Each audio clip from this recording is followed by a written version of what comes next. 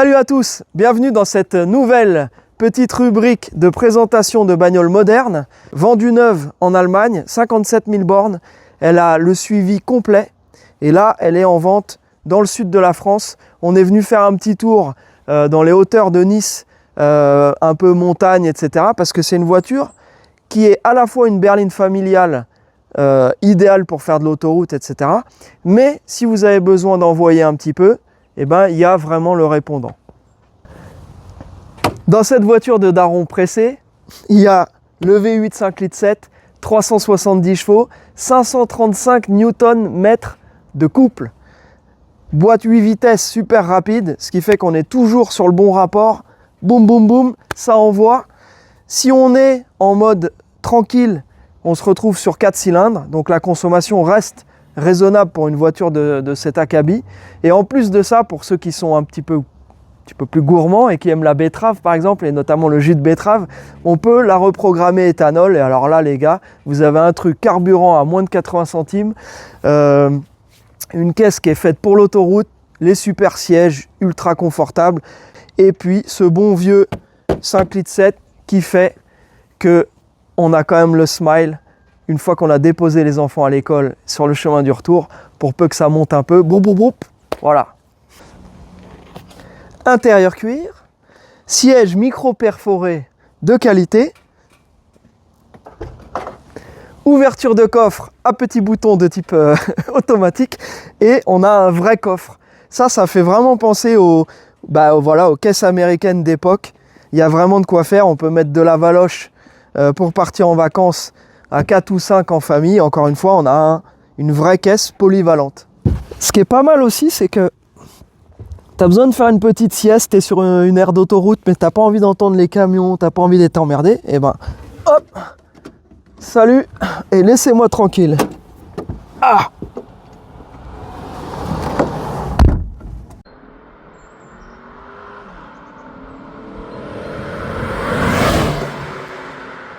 Et en plus de la voiture de père de famille, c'est aussi une berline musclée, parce qu'à la base, ça reste quand même ce qu'on appelle un muscle car.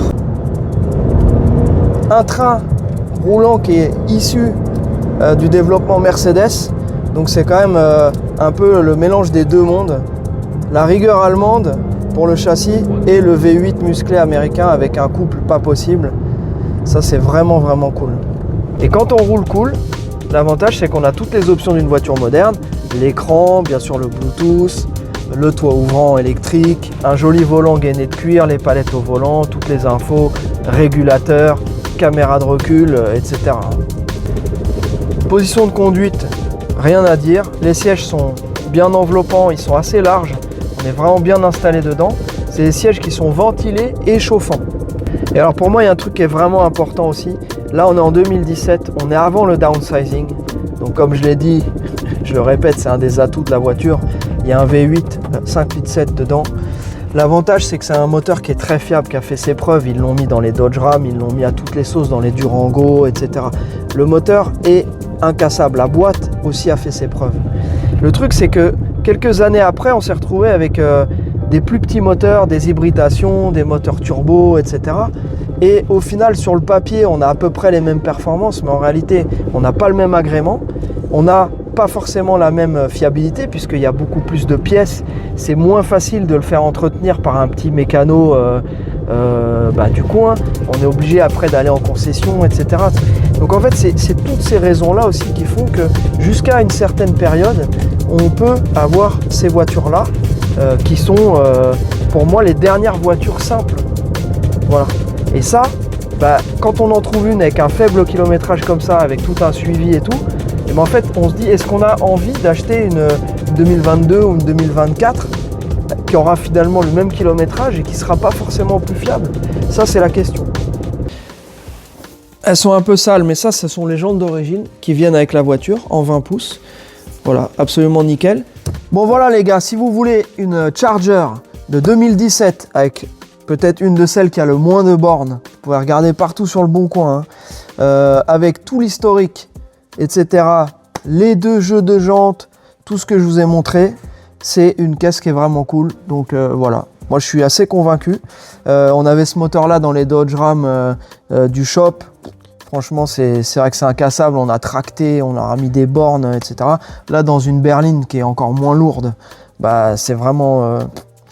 Ouais, c'est vraiment enthousiasmant. Je continue les expertises, les vidéos. Encore un autre showroom. Celui-ci, il y a de la caisse de fou. Je vais vous montrer par exemple quelques trucs qui m'attirent l'œil particulièrement, comme cette petite 62 Bubble Top que je vais vous montrer tout de suite. Regardez-moi cette espèce d'absolue incroyabilité de type Turi.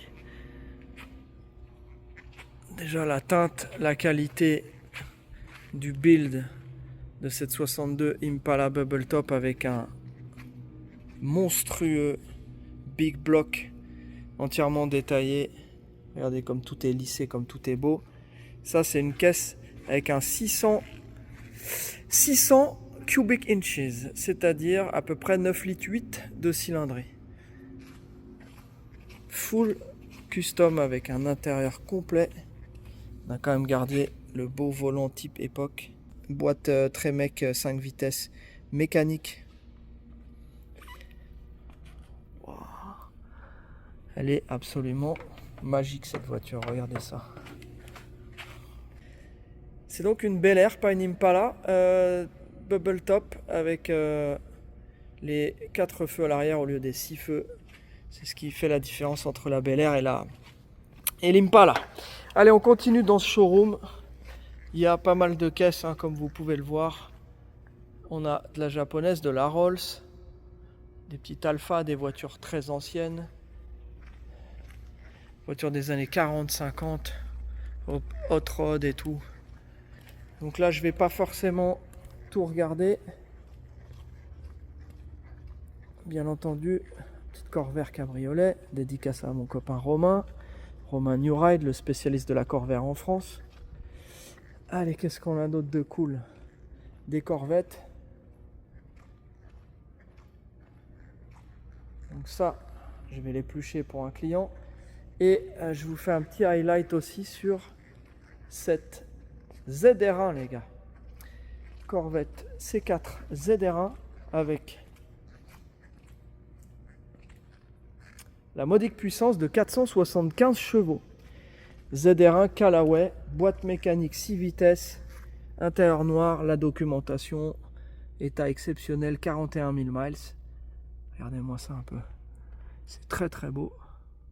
Tout nickel. Noir, bien sûr.